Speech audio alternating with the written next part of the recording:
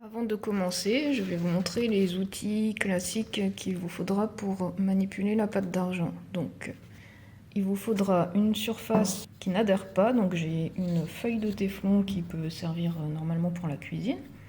J'ai une aiguille et un pic qui vont pouvoir servir à découper l'argile. Un outil qui a un bout un peu flexible, donc en silicone, qui permet de bouger la pâte de métal sans l'abîmer, sans la déformer. Un pinceau que je vais utiliser pour la version en pâte, plus liquide.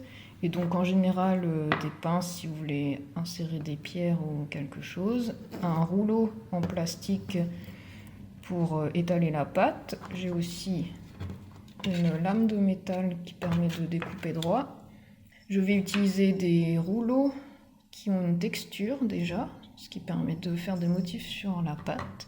Et donc aussi, pour que la pâte de métal ne colle pas à vos mains, vous pouvez utiliser un spray d'huile d'olive.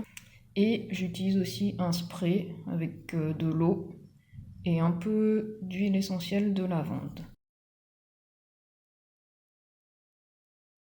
C'est parti, donc je vais commencer à faire un pendentif. Donc je vous montre, elle est emballée dans un petit plastique. Avant de la manipuler, n'oubliez pas de vous mettre de l'huile sur les mains et sur vos outils. La pâte ne colle pas trop, donc je vais en prendre un petit peu et la rouler dans mes mains. Je la trouve moins collante que d'autres pâtes que j'ai utilisées.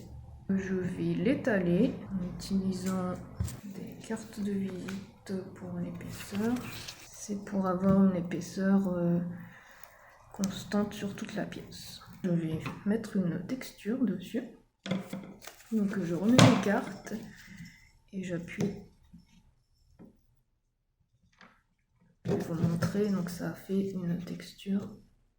Et maintenant, je mets le cutter, j'appuie et avec le pic, j'enlève l'argile en trou. Vous obtenez ceci. Donc j'ai la base du pendentif. Maintenant, je vais essayer de faire une fleur. Je vais faire sécher les deux pièces et les assembler en utilisant ceci. La base du pendentif et la fleur sèche, je vais préparer une sorte de boudin pour faire le haut du pendentif. J'ai humidifié l'argile parce que j'avais l'impression qu'elle commençait à craquer. Vous pouvez utiliser ce type de pinceau avec un réservoir d'eau. Vous pouvez humidifier la surface sans trop mettre d'eau. Je vais faire un boudin.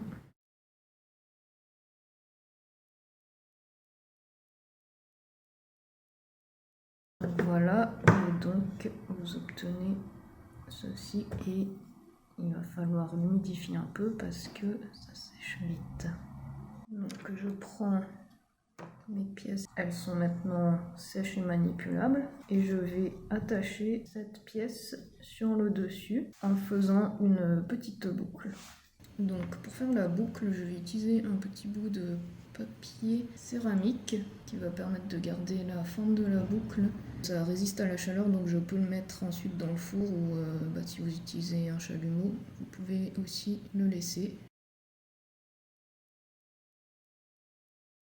Alors j'ai fait sécher la pièce et comme vous voyez, il y a des trous entre les deux.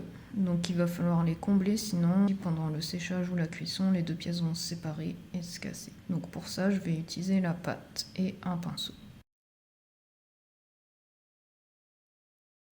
Je vous montre à quoi ressemble la version en paste. Donc voilà, ça fait 10 grammes. Et donc vous pouvez l'utiliser avec un pinceau et ça permet de la mettre dans des recoins et l'étaler. Pour combler les trous, je vais donc prendre un pinceau et la pâte et faire en sorte qu'il n'y ait plus aucun trou. Voilà, donc le but c'est de bien combler les trous qui étaient visibles et de faire en sorte que la matière soit continue entre les deux pièces, si bien à l'avant qu'à l'arrière, puisque comme vous voyez ici on voit bien la démarcation. Donc il y a de grandes chances pour que les pièces se séparent. Voilà, donc la pièce est séchée et comme vous pouvez le voir, tous les éléments sont bien attachés ensemble. Je pensais attacher une petite fleur sur le pendentif, mais finalement j'ai décidé de mettre une perle en verre, donc c'est du verre dichroïque qui résiste à la température. Pour faire bezel autour, je vais utiliser la seringue. Donc je vais prendre l'embout le plus large, qui est celui-ci, et venir faire le tour.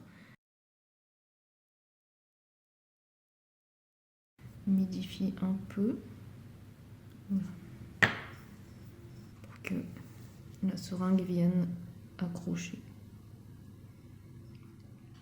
Vous voyez.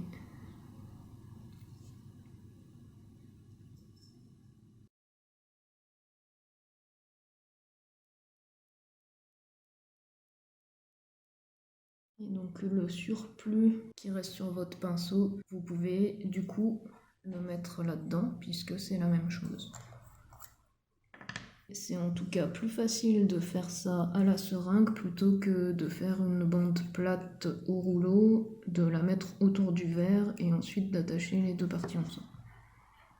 Je vais essayer de combler et d'égaliser en faisant sécher à chaque fois entre chaque ajout jusqu'à ce que j'ai quelque chose de correct et lisse.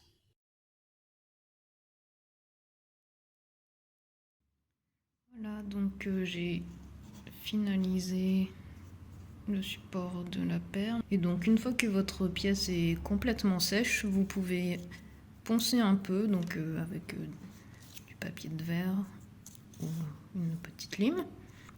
J'ai aussi laissé le papier céramique à l'intérieur de la boucle parce que comme il s'agit d'argent fin, c'est très mou et donc je pense qu'à la cuisson il faut quand même qu'il y ait un petit peu de support, j'ai peur que ça s'effondre sinon. Donc maintenant je vais le mettre au four et on verra ce que ça donne. Alors le pendentif a fini de cuire dans le four, je l'ai refroidir dans le four puisqu'il y a un élément vert donc il ne faut pas qu'il y ait un choc thermique sinon il va se fissurer. Et j'ai aussi fait 2 boucles d'oreilles pour aller avec le pendentif. Donc comme vous voyez, après la cuisson, que ce soit au chalumeau ou au four, les pièces sont blanches. Il faut ensuite les brosser avec une brosse métallique, donc ce type-là, ou alors donc si vous utilisez une Dremel ou un moteur suspendu avec ce type de brosse, pour pouvoir avoir la couleur argent. Et voici maintenant les pièces qui ont été brossées, donc comme vous le voyez, elles ont bien la couleur de l'argent. Il reste maintenant à les polir pour faire la finition et puis monter les 2 boucles d'oreilles sur des supports.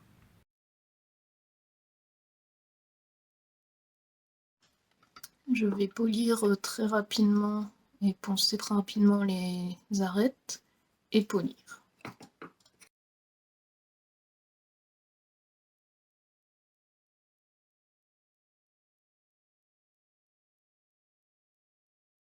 Donc j'ai un peu poncé les pièces et maintenant il faut les polir.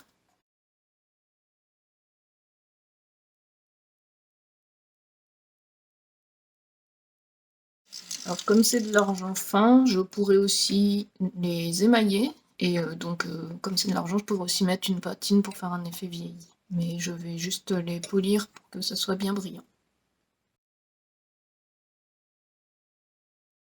Et voilà, j'ai fini de polir le pendentif et les boucles d'oreilles et j'ai assemblé sur des supports. Donc voilà les produits finis. Si vous faites quelque chose de fin comme j'ai fait ici, n'oubliez pas que c'est de l'argent fin du coup, comme je disais, et c'est assez malléable.